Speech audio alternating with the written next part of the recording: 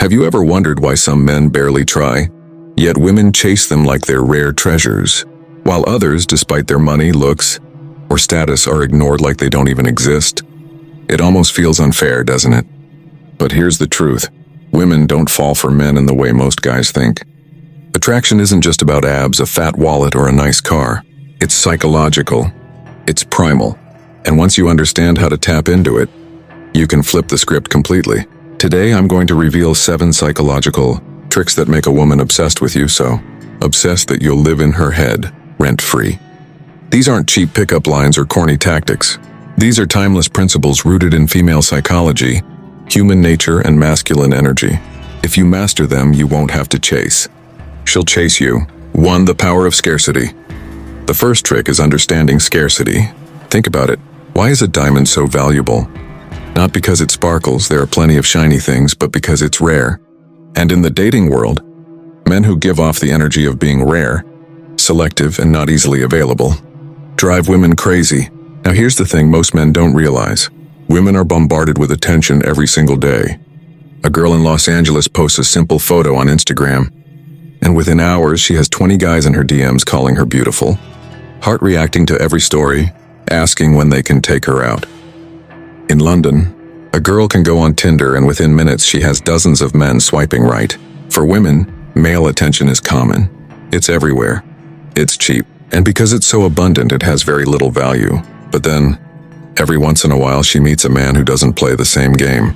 A man who isn't desperate for her attention. A man who has a life so full, so busy, so purposeful that she realizes, wait, he's not just sitting around waiting for me. That's scarcity. Most men destroy themselves by overinvesting too quickly. They meet a woman they like and suddenly she becomes their whole world.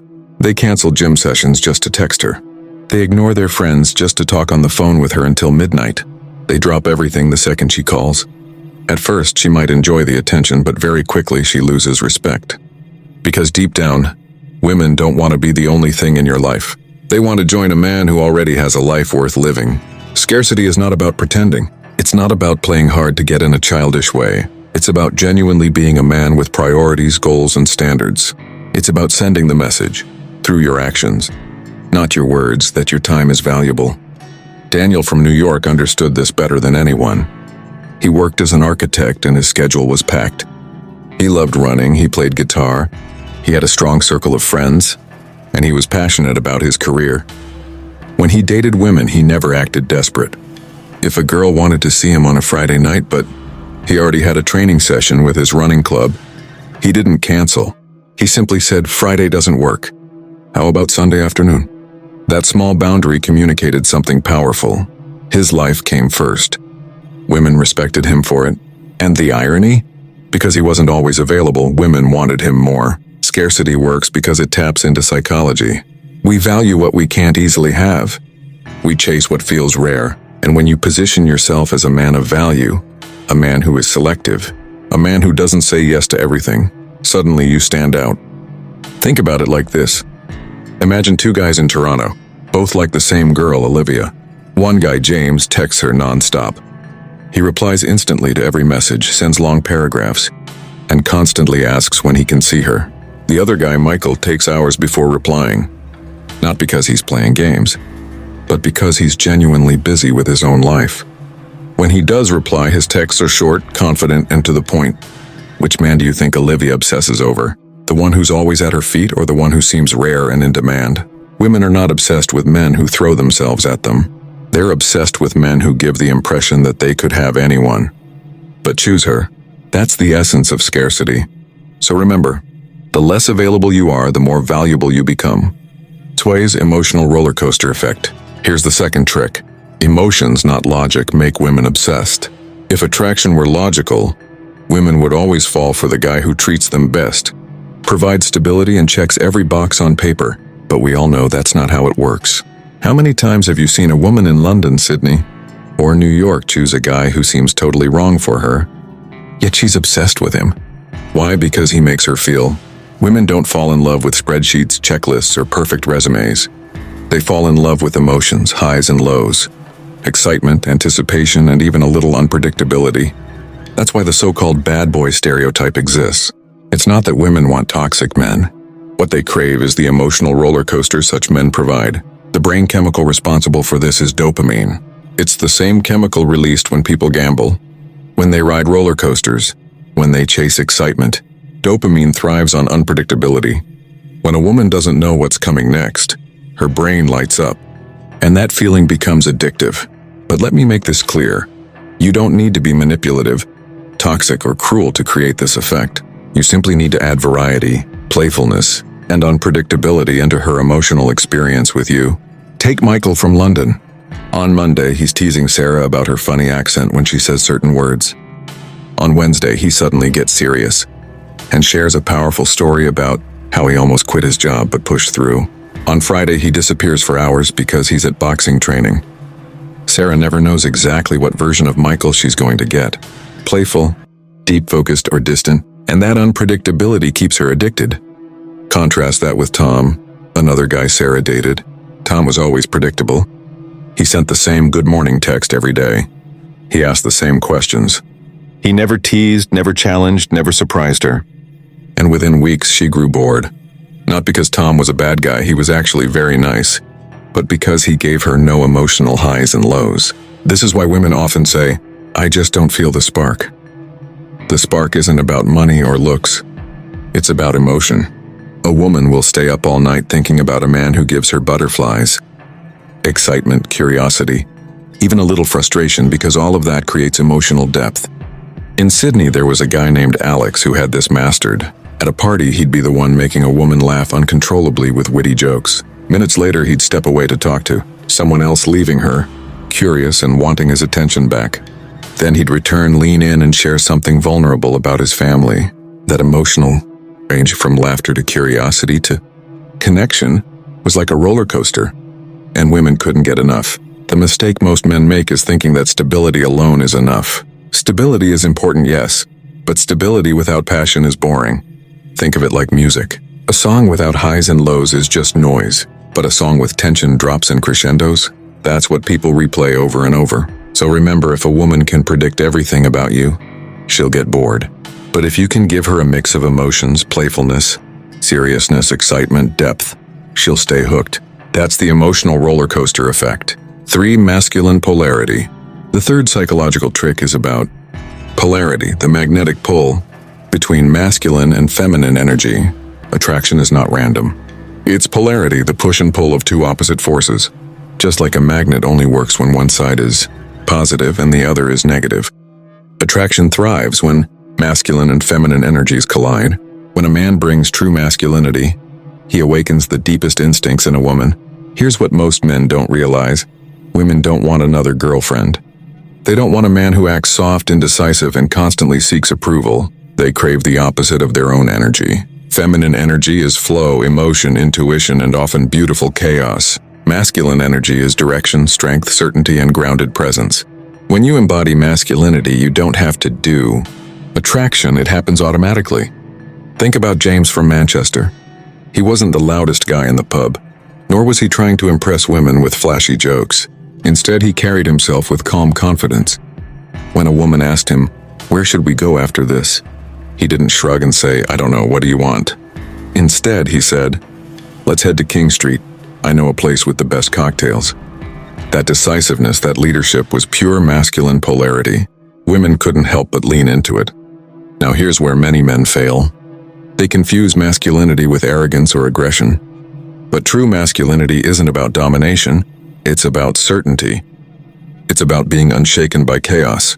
Imagine a stormy sea. Feminine energy is the wild waves, beautiful, unpredictable, full of life. Masculine energy is the solid lighthouse, steady, grounded, guiding. Women don't want to be the lighthouse. They want to feel safe and free to express themselves around it. Let me give you another example. In New York City, Olivia once told me about two men she dated. The first, Daniel, was charming at first, but quickly revealed his lack of backbone. He constantly asked her, "Do you like me? Am I doing this right? Are you happy with me?" At first, she appreciated his effort, but soon she lost respect. Why? Because his energy was needy. It was feminine. It lacked polarity. The second man, Chris, was completely different. He didn't seek constant validation. He didn't waver. When Olivia got emotional and overreacted one evening, Chris didn't panic or argue. He simply listened, gave her a steady look, and said, "I hear you. Let's talk about this when you've calmed down." That calm, steady presence drove her wild, not because he was dismissive, but because he was unshaken. He stayed in his masculine frame. Psychologically, here's why this works. Women are wired to test men, not maliciously but instinctively. They want to know, will you stand strong or will you crumble under pressure? If you crumble, you lose polarity. If you stand firm, you earn her deepest respect, and respect is what transforms attraction into obsession. In Toronto, Michael, a young lawyer, learned this lesson the hard way. For years he was the nice guy, always saying yes, always trying to please women, but they rarely stuck around. Then he discovered the concept of masculine polarity. He stopped apologizing for having opinions. He stopped being indecisive. He started leading not just women but his own life. Within months, women treated him differently. They leaned into his energy. They admired him. They wanted to be around him. The truth is, simple feminine energy craves masculine direction. A woman feels most alive when she can trust a man's strength. Emotional strength, mental strength, and the strength of purpose. This doesn't mean being controlling. It means being unshakably grounded in who you are. When you master masculine polarity, you don't just attract women. You command their attention. And once a woman feels that polarity, she doesn't forget it. 4. Mystery creates desire. Number 4 is simple. What is mysterious becomes desirable.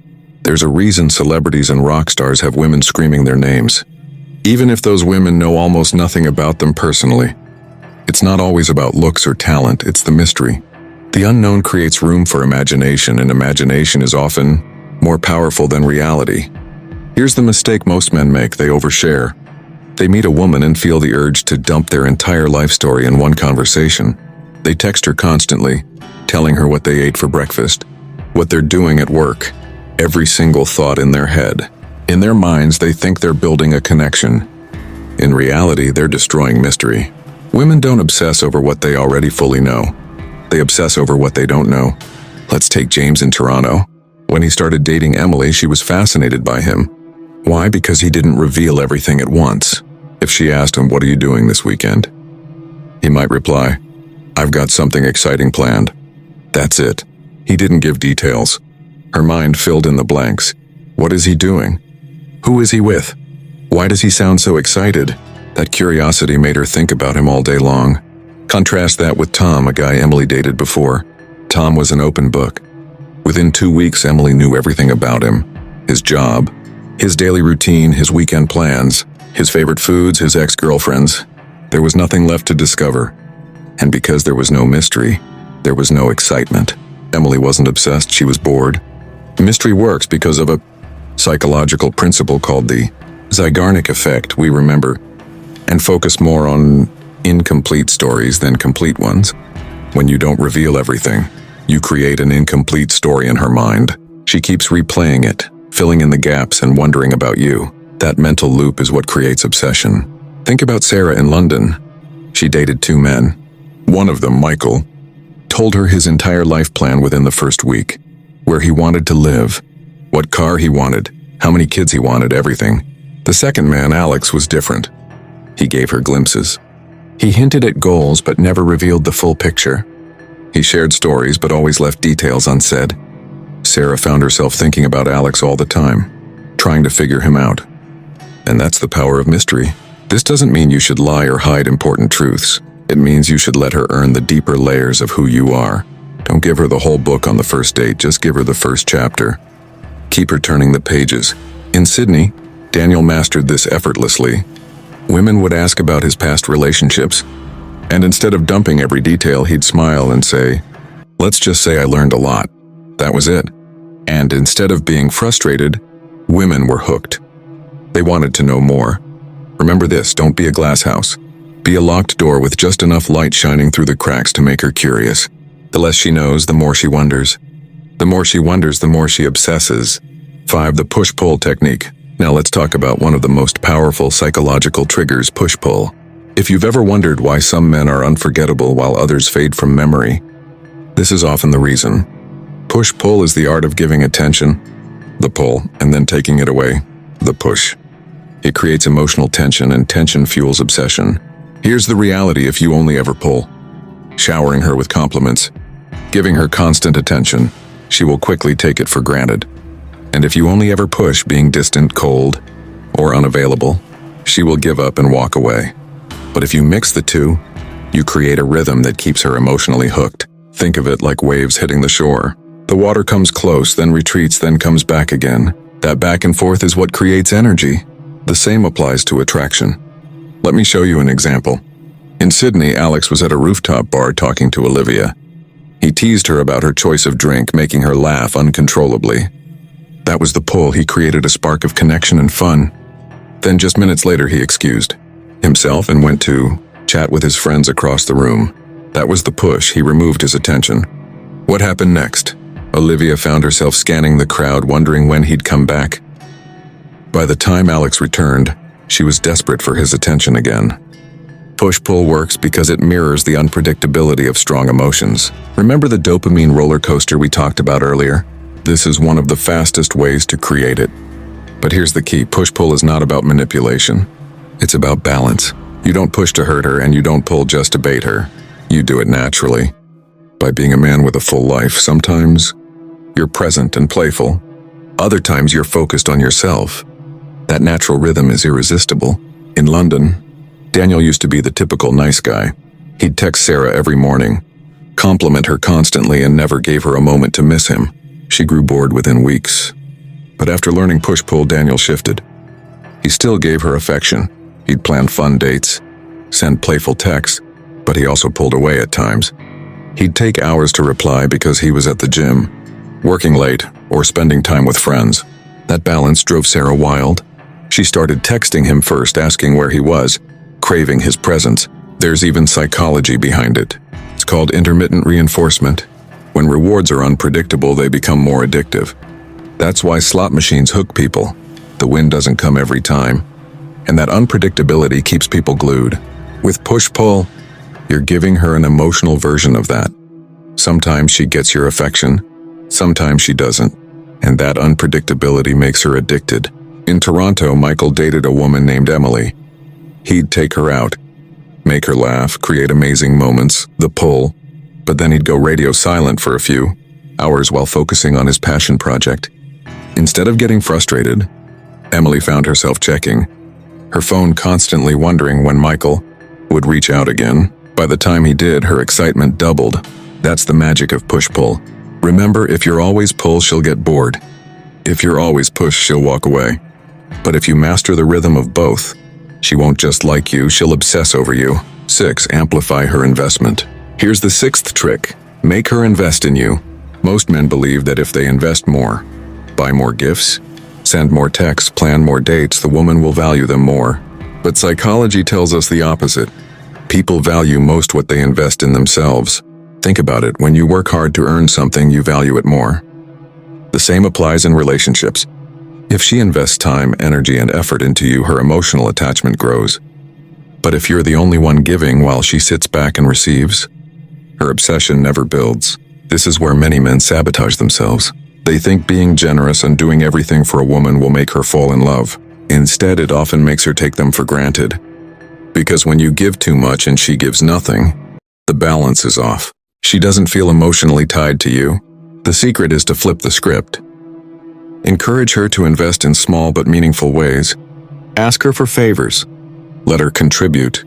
Let her feel she has a role in your life. In Los Angeles, Chris dated a woman named Emily who was far more high status on paper. She was stunning, wealthy, and used to men spoiling her. But Chris did something different. Instead of showering her with gifts, he asked her to cook her favorite dish for him. Instead of always driving to her, he sometimes said, "Why don't you come to my side of town this time?" Instead of always paying, he let her treat him once in a while. Slowly, Emily invested more and more, and with every investment, her attachment grew. She wasn't just enjoying Chris. She was emotionally tied to him. Psychology calls this the IKEA effect. People value things more when they build or contribute to them. Women are no different. The more they build into you, the more they feel you matter. Take Sarah in London. She dated 2 men. Tom spoiled her endlessly. He planned every date, paid for everything, sent flowers every week. At first she enjoyed it, but soon she lost interest. Why? Because she never had to lift a finger. There was no effort, no investment. Then she met Daniel, who was different. Daniel planned dates, yes, but he also let Sarah plan one. He asked her to surprise him. He encouraged her to bring her favorite book to share with him. He even asked her advice when he was making a career decision. Suddenly, Sarah wasn't just dating Daniel, she was emotionally invested in his life. And that's when she got hooked. Here's another example. In Toronto, James was dating Olivia. Most guys in Olivia's life chased her, bought her things, tried to impress her. James flipped the dynamic. He told her, "You'd look incredible in that red dress. Wear it next time." She did. He asked her, "Can you help me pick out the right cologne?" She did. He let her invest in small ways, and every time she did, her emotional bond deepened. Soon Olivia wasn't just attracted, she was obsessed. The rule is simple. The more she gives, the more she feels. If she invests her time, her emotions, her energy, her effort, you're no longer just a man she's dating. You become part of her identity, and that's when obsession takes root. 7. Be the prize, not the chaser. Finally, the 7th and most important trick: be the prize. Here's the harsh truth most men don't want to hear. The reason women don't obsess over them is because they don't see themselves as valuable. They put women on pedestals.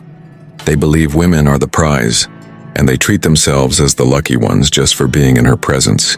But the moment you act like the chaser, you lose power. The man who chases signals he's beneath her. The man who stands tall as the prize makes her chase. Let me give you an example. In London, Michael had always struggled with dating. He'd meet women, immediately shower them with compliments, bend over backwards to please them, and constantly try to prove himself. But women kept pulling away. Frustrated, he asked his older cousin, a successful businessman, for advice. His cousin told him, "Michael, the day you start living like you're the prize, women will see it too." So Michael shifted. Instead of treating every woman like a queen before she earned it, he raised his own standards. He focused on his fitness, his career, his confidence. He stopped begging for attention and started expecting mutual effort. Within months, women treated him differently. They leaned into his frame. They respected him. And one woman in particular, Emma, told him something that changed his perspective forever. She said, "The reason I wanted you so badly is because you didn't need me. You wanted me." That's the essence of being the prize. Women are naturally drawn to men who live full, purpose-driven lives. Think about it. In New York City, a man like Daniel doesn't wake up and say, "I hope I get a text from her." He wakes up focused on his mission, his business, his gym session, his goals. Women notice that. They see a man who doesn't revolve around them, and it makes them want to revolve around him. Here's the psychology behind it. When someone has to work to earn something, they value it more. If you're constantly chasing, giving, and lowering your standards, you're cheapening your value. But when you set boundaries, when you say no to disrespect, when you walk away from bad treatment, you instantly elevate your worth. Take Olivia in Toronto. She once dated 2 men at the same time. Tom was the chaser. He begged for her attention, sent her flowers daily, called her nonstop, and told her she was the best thing that ever happened to him. At first, she enjoyed the ego boost, but soon she got bored. Why? Because Tom had no self-respect. He put her above himself. Meanwhile, James was the opposite. He was warm, fun, and confident, but he never begged. If Olivia flaked on plans, he didn't complain, he simply moved on. If she tested him with attitude, he didn't fold. He calmly said, "I don't tolerate that." Olivia couldn't stop thinking about James. Why? Because James lived like the prize. Being the prize doesn't mean arrogance. It doesn't mean you treat women badly. It means you know your worth. You recognize that your time, energy, and presence are valuable. And because you know this, you don't chase. You attract. This ties into something deeper. Masculine self-respect. A man without self-respect will always chase. A man with self-respect becomes the center of gravity. Women orbit around him. In Sydney, Chris had women practically obsessed with him. Not because he was the richest or the best looking, but because he carried himself like gold. He dressed well. He walked with confidence. He lived with purpose, and he never begged for validation. Women sensed that energy instantly. They leaned in, they competed for his time, they obsessed. Here's the mindset shift you must make. Stop asking, "Am I good enough for her?" And start asking, "Is she good enough for me?" That simple change flips the dynamic. It puts you in the position of the chooser, not the desperate applicant. When you see yourself as the prize, women feel it. They respect it. They crave it. And obsession grows not because you chased her, but because she feels lucky to have you. So remember, stop chasing, start choosing. Stop begging, start leading. Stop lowering your worth and start living like the prize. Conclusion? So there you have it. 7 psychological tricks to make any woman obsessed with you. Scarcity makes you rare. The emotional roller coaster makes you unforgettable. Masculine polarity makes you magnetic. Mystery makes you desirable. Push-pull makes you addictive. Amplifying her investment makes her attached. And seeing yourself as the prize makes you untouchable. Understand this. Women aren't obsessed with men who try the hardest. They're obsessed with men who understand psychology, who live with purpose, who embody masculine energy, and who value themselves above everything else. If you master these, you won't have to chase women ever again. You'll attract them effortlessly. You'll live in their minds, their hearts, their fantasies without lifting a finger to beg for attention. Because obsession doesn't come from chasing. It comes from being rare. It comes from being unpredictable. It comes from being the man she can't quite figure out, but can't stop thinking about. And the moment you live like this, you'll notice something powerful. Women stop being your priority and start becoming your reward. With that said, thanks for watching, and until next time.